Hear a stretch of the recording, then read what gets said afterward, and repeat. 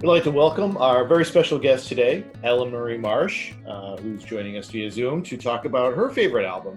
Welcome, Ellyn. Hi, thank you so much for having me. Hello. Thank you for being on. We're psyched to have you here. Super psyched. Super psyched. No, we're really excited to have you. So the first question we usually ask everybody when they come on to the show is we ask them how the pandemic has impacted their life, their everyday kind of routine. So much. I am in the Broadway community.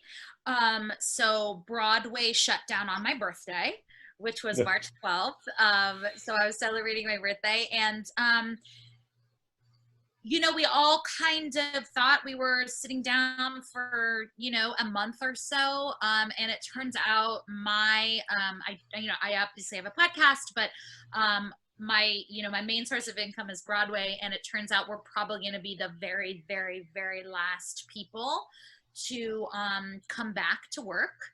So that was sort of like a hard realization to come to terms with. But I'm actually doing okay. It's weird how normal this all feels now. I have a 10-year-old daughter. So homeschooling was a challenge, more specifically the math, which I don't know if you guys know, but they don't do math the same anymore. Yeah. You guys heard about this? So learning that carrying the one was obsolete was a challenge. But I'm just kind of recalibrating, and now this all feels normal. Which is crazy, but like I said, will have to be doing this for much longer than most everyone, and we've taken quarantine really, really seriously. We didn't leave our house, except for grocery shopping, maybe once every 10 days. So I've gotten a lot done in the house, lots of projects, and I probably handled it on a scale of 1 to 10, probably like a 7.5. It's nice having a podcast to keep you busy. That's what we've been doing. Awesome. When we started this podcast, it was just the two of us talking about our favorite albums, and now we're talking to you. I know. This is my daughter. She just walked in the room. Hey. Hello. I'll be done in a minute, okay, honey? She just took an online yoga class. And fashion. Nice. So you chose. So what we do on the show, obviously we've talked to you. Is we like to find out about people's favorite albums, because music's one of those things. Well, we all have an intensely personal relationship with it. It's also universal. So it makes for a good way to know somebody without prying too much into our own private lives. So you chose Coldplay's debut album, Parachute. What about this album speaks to you? So with that, I want to sort of quantify and say that this is a really hard question. Do people struggle with this question all the time? Yes. Yeah. Okay. I mean, picking just one. So the reason I chose this was, for me, I would assume for most people, I mean, music is that one sense memory thing that can instantly bring you back to a time in your life, right? It just takes you back to a vacation or a summer song or something like that. So I kind of went through all of these albums from different chapters of my life. And one album that I definitely like whenever it pops up on my shuffle, that I have just loved is Parachutes. And I love, Yellow was my wedding song. I'm since happily divorced, but the song still really means a lot to me. And we love that. We love that song, and it brought me back to a time like the first time I fell in love. And Chris Martin's voice to me has always, I'm a singer as well, obviously. And Chris Martin's voice to me has always been so dramatic. I equate that the female counterpart of that for me would be Adele. Just a singer that really and being a singer and an actor, I'm drawn to emotional music, and his voice is just so haunting to me, especially in Trouble, which is one of my favorite songs off the album. So yeah, I just chose it because Coldplay's always been magical. I've seen them live a bunch. They're so awesome live. I saw them in Finsbury Park in England. To see an English band in an English audience is very, very different because the English love their British pop. And yeah, I just like, I feel like Chris Martin is a voice of, his actual singing voice is a voice of our generation. I think he's an amazing vocalist, and I just think he has so much passion and storytelling behind his voice. So when I kind of was chiseling down the albums, I just kind of came back to that, and it just sort of brings back a lot of really great memories as well. So I think you kind of touched on it with your last response, but do you have a favorite track on the song? Favorite track on the album? Yeah, I mean, I do love, I will probably always come back to Yellow and Trouble. I think Yellow was Yellow their first single? Am I remembering that correctly? That sounds right to me, because it seems like one of their probably most popular songs. Yeah. Like I sang that in chorus in like my 7th grade, class. Okay, so. Cool. So that aged me well. Yeah. I sang it. I also sang Yellow. I actually mashed it with Wonderwall. I did a mashup of Yellow and Wonderwall, which, the chord structures are similar. So I sang kind of a mashup of those two songs. Again, British pop. So yeah, it would be a stiff competition between Yellow and Trouble, I think. I think Trouble is, the lyrics are so beautiful. It reads very much like a monologue. It reads like a story. Yeah. Yeah, it was interesting. I found with this album that a lot of the lyrics are uplifting and kind of happy, and then the music is sort of sadder, and that combination together was really interesting. Yeah, it is sort of dichotomous in that way. Yeah, it kind of has a very chill, mellow sound, and some of the lyrics can be, and again, I kind of equate that to Chris Martin's kind of like haunting voice. Like it's, I don't know. Do you guys find his voice to be, maybe it's just me, but I find his voice to be so unique and identifiable. Like if I didn't know who was singing a song, I could pick it out if it was Chris Martin, even if I didn't know the song. Would you guys agree to that, or? I'd agree with that. I think there's a distinctive style for this era of music too, which might make that a little bit more difficult. But you think of like the early 2000s, late 90s, kind of maybe even British pop kind of thing. You hear those influences of that same era, I think. But I think you're right. He does have a pretty unique voice that I could definitely pick out of a crowd. Yeah. Like their other albums like Scientists and so it's great. But this was a hard one. They said when I got the email about pick your favorite album, I just ignored it. I was like, no, I can't pick a favorite album. And we were nice to you. Some of the people we've had on before, we asked for the most obscure album that they like. Which, will make it even more difficult. Like not only your favorite album, but what's the most obscure thing that nobody's ever heard of. So I have a really, really favorite obscure album. I'm going to throw it out and see if you know this singer. Do you know Frente? I have heard of Frente, yes. She covered Bizarre Love Triangle, that it's sort of a club song. That's my obscure favorite album. I can't remember where she's from. I want to say Ireland, but I feel like saying that is wrong. But that would be my obscure one. Nice. So we kind of touched on this before. So obviously Broadway's dark and has been for a while. Did you just start? You have a podcast you've been doing with Patrick Hines now. Obsessed with Disappeared. Has that actually aired yet, or is that? Yeah, we're 6 episodes in.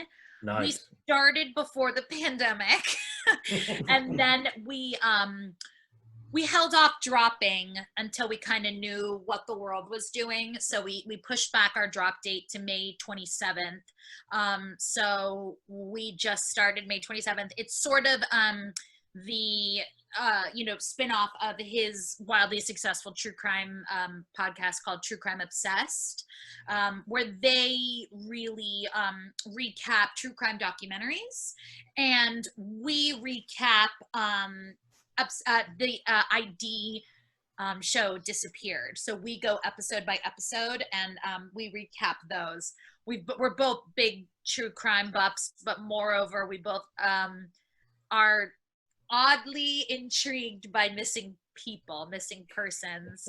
So we decided to marry, and it is a comedy podcast. So we find kind of the levity in the stories, never, laughing at the victims or the crime, of course, just kind of like pointing out where things might have gone wrong in the investigation, or funny, colorful characters that add to the sort of narrative. So we kind of poke fun at that and try and make people just, laugh through a challenging situation. But we're both really, really driven by these sort of like angsty stories of missing people. And it's nice, especially in this time of when we're all quarantined and self-isolating, to, there's no talk around the water bubbler anymore right now. Yeah. So it's kind of nice to have a podcast where people are dissecting something that, you're a fan of yourself, so you can sort of engage in that conversation. Yeah, there is no, and I do think people have probably, I love social media. I'm a big social media person. I get my news there. I love interacting with people, but I do feel like probably people who might not have interacted so much on social media are turning to that kind of outlet, sort of connecting, which I totally understand. We all need interaction. We all need humans. We all need conversation. So finding different ways to do that. Our discussion group, our podcast discussion group is really thriving.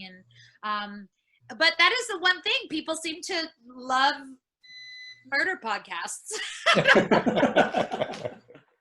don't know what that says about all of us, but I do find that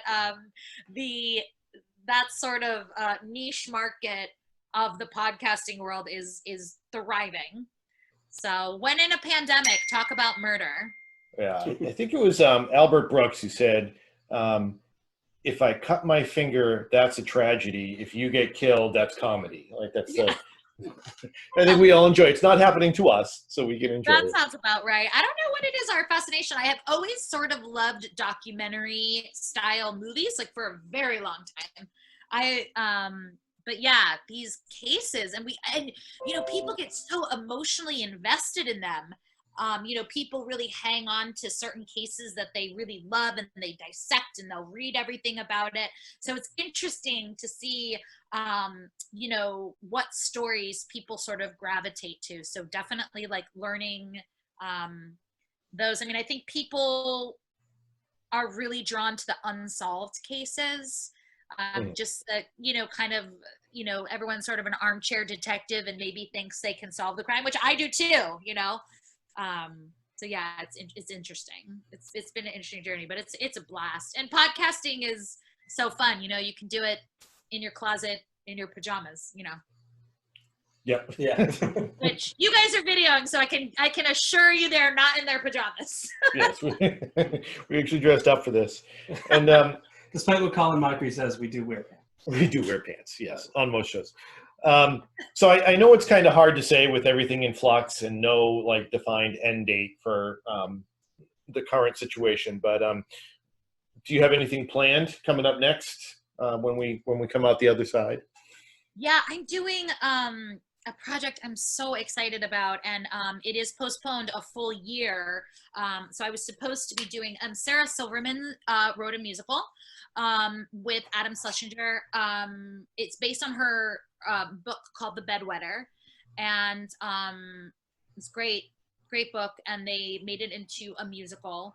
And I was doing that when the pandemic hit.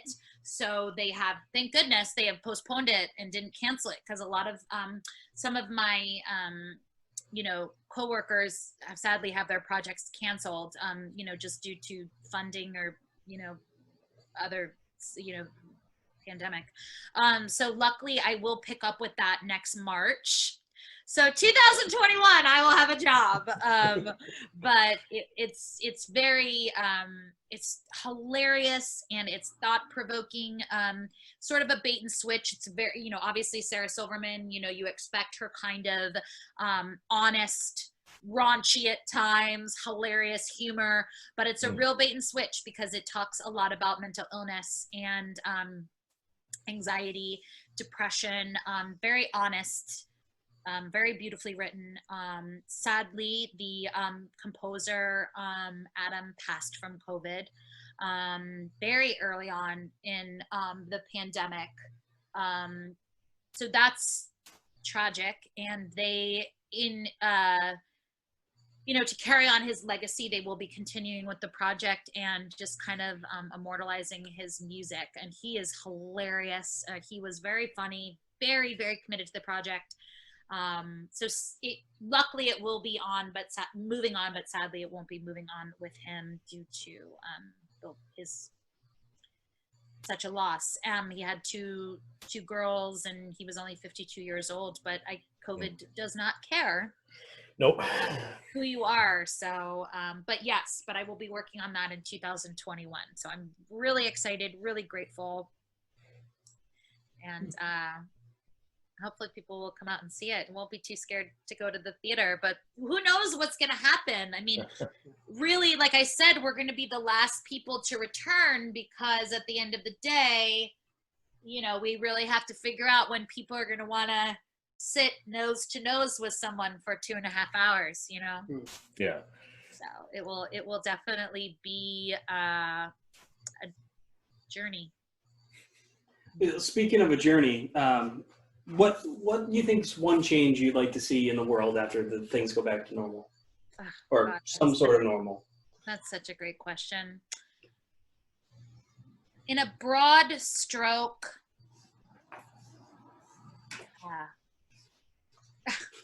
this sounds so cheesy. I would just love people just to just show a little more grace. And, you know, I think that it is, I live in New York and I am in a very busy business. And I think as Americans, the busier we are, the better we feel. The busier we are, the more we get done, the more things we check off our to-do list, the more important we feel. And I fully include myself in that scenario. But I think that realizing, like, this has been a real lesson in, you know, stop and smell the roses. And I've gotten to spend more time with my daughter. And we, you know, we don't go to the movies and go miniature golfing and do all these things we do. We just take long walks and we bike ride and we have movie nights together. And it just feels simpler. And that's something that I have never given myself the liberty to experience because it's always go, excitement things and packing your schedule. And it's not conscious. It's just, you know, keeping up with the flow of traffic. And I think this pause has, you know, given us all pause and given us all time to say, like, oh, I can just go out for a walk and have a chat. And that sometimes is the most exciting part of our day. So I think that in the end, I think the lesson of slowing down is one that I will definitely take to heart. And I think that just everything that's come about with the Black Lives Matter movement and the passing of George Floyd and the eye that we really have on the disparity in our world is also something that we won't be able to turn away from. And I think we've all learned really hard lessons. And I think we've all woken up a bit and how strong we are when we all come together and fight for what we believe is right and whatever you think is right. But, you know, the strength in numbers is, those are all great lessons that I've learned. You know, there is sort of the back of your mind where you think, like, you know, maybe this was a big old lesson to be nicer to our world, nicer to each other, you know, nicer to Mother Nature, nicer to humans. So I think that's the lesson I'm going to take. That's a great question. Thank you for that. Yeah, we've been forced to make a lot of changes that we didn't have a choice for, so we can choose to make changes as well. Yeah. I totally agree. Awesome. Well, Ellyn, we don't want to take up too much of your time, so thank you very, very much for coming and talking to us today. Thank you. And thank you for picking Coldplay, because I'm going to be honest, I never really gave them a listen beyond, when they were on the radio, so I enjoyed sitting down this morning and just diving into the album. Awesome. Yeah, that's great. I love that. Whenever someone puts something on Instagram, I love opening my eyes to new music, because I do kind of get in a rut of my normal stuff. So, so that's great. Thank you. I'm happy to hear. That's our guilty pleasure of doing this podcast. It's we're learning new stuff. So. Yeah. I know, right? Yeah, that's great. Awesome. Thank you guys so much for having me. I really appreciate it. Thank you. And we'll be sure to tune in to your podcast as well and break down some of those disappeared episodes. Yeah. Well, hold on to your hats. They're crazy. All right. Thank you guys. Have a great afternoon. Thanks. You too. Bye.